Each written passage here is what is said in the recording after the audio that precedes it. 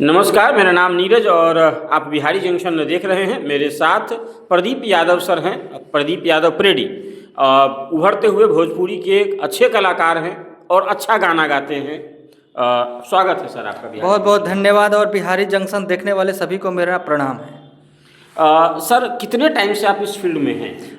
2012 में मैं फर्स्ट अपना एल्बम किया था आई छठी मैया, जो कि छठ पर्व पे आधारित था। वो 8 सॉन्ग थे मेरे और उसी समय से मेरी शुरुआत हुई थी।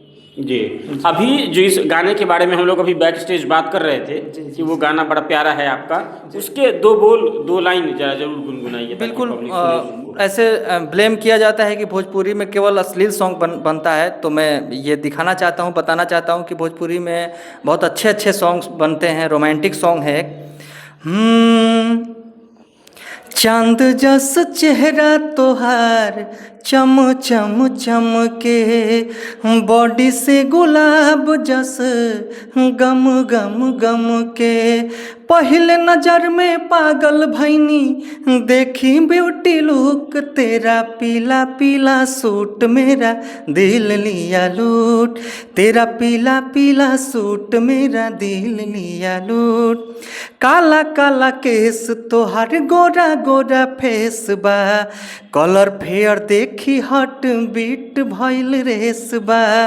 काला काला केस तोहार गोरा गोरा फेस बा, कलर फेयर देखी हट बीट भइल रेस बा, मम्मी कसम सच बोला तानी नइखी बोलत झूठ, मम्मी कसम सच बोला तानी नइखी बोलत झूठ, तेरा पीला पीला सूट मेरा दिल लिया लूट, तेरा पीला पीला सूट मेरा दिल लिया लूट। ये तेरा पीला पीला सूट है ना जी। मतलब एक तो ठंडा, उस पर से रोमांटिक गाना, मतलब गजब। जी।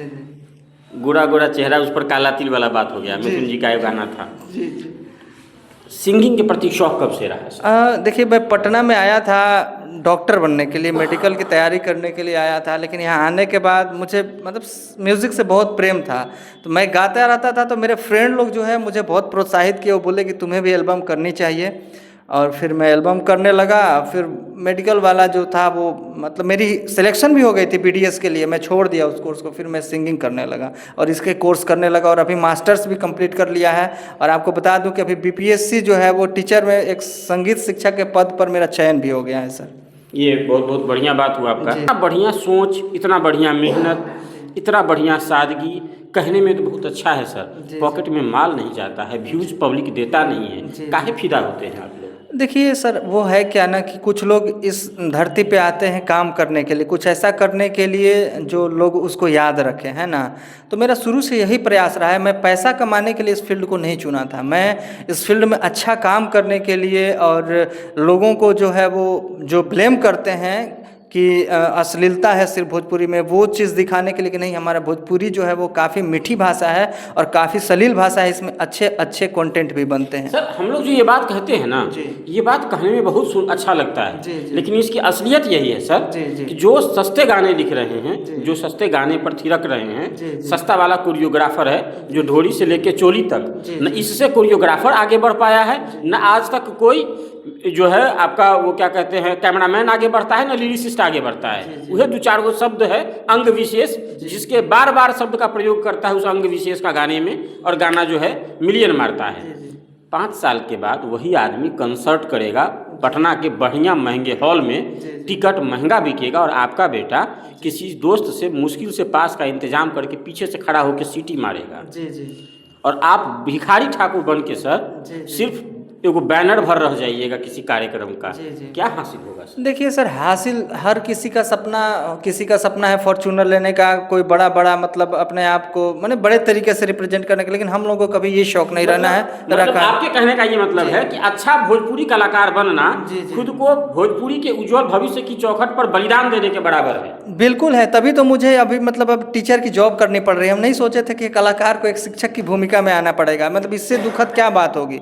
मेरा काम तो ये हो सकता है कि मैं कैसे अपने कला का प्रदर्शन करूं। अब तो मुझे बच्चों को अपनी दाल रोटी चलाने के लिए बच्चों को सिखाना पड़ेगा, क्योंकि हम वैसे गाने बना नहीं सकते हैं, और वैसे गाने बनाएंगे नहीं तो हमको मिलियन व्यूज़ आएगा नहीं, और जब मिलियन व्यूज़ नहीं आएगा तो पैसे नहीं आएंगे।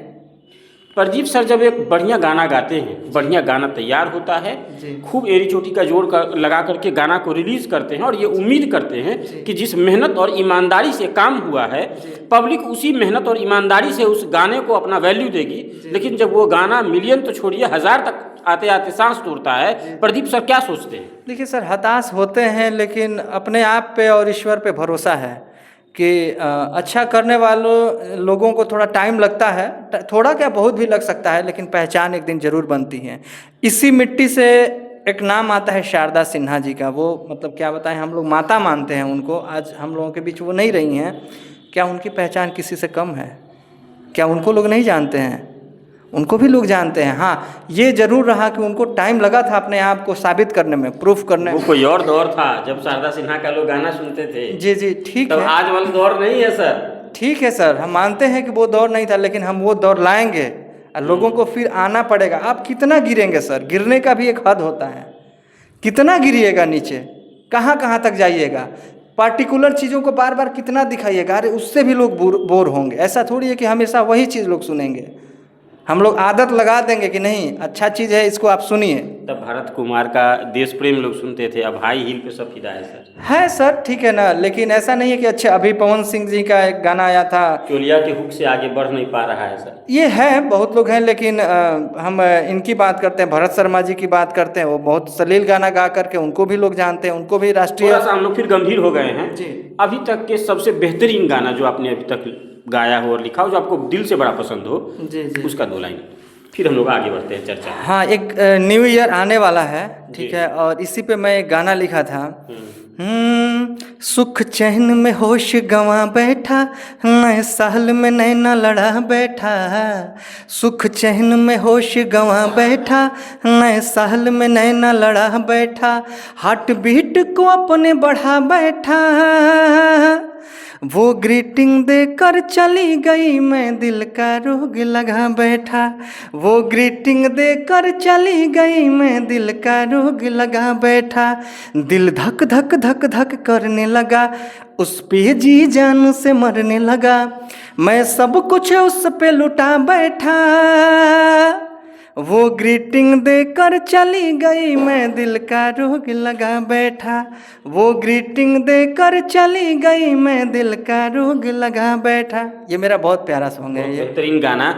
अब जो लौंडा लोग हैप्पी न्यू ईयर लिख करके मैसेज टून से मार देता है ना व्हाट्सएप पे, वो इस दर्द को कभी नहीं समझेगा कि अपने क्लास की गर्लफ्रेंड के लिए महीनों भर हम लोग पैसा जमा किए हैं हर चीज़ का ग्रीटिंग कार्ड देने के लिए। और उसके बाद भी उस पर से जब चप्पल पड़ता था तो उसका दर्द सालों होता था। बिल्कुल, बहुत बहुत बुरा लगता था। ठीक है, लेकिन अब तो समय बदल गया है, हम लोग तो जमाना ही खत्म हो गया है। बिल्कुल, अब ग्रीटिंग सच क्लास के लोग हैं भाई, फॉर्मेलिटी के जी बिल्कुल। अब व्हाट्सएप पे और इंस्टाग्राम पे ही सब कुछ हो जा रहा है, या फिर मिलजुल के भी हो जा रहा है। हम लोग तो मतलब किसी के इंतजार में, पहले तो उस समय हम लोग को मतलब क्या बताएं, हम लोग पटना में जब आए हैं, जब 20-22 साल के हो गए हैं, तब पता चला है कि भाई वैलेंटाइन, ग्रीटिंग, ये सब भी कुछ चीज़ होता है। लेकिन हम लोग गाँव में अपने पले बड़े, उस समय इस तरह का माहौल नहीं था हम लोग के समय में।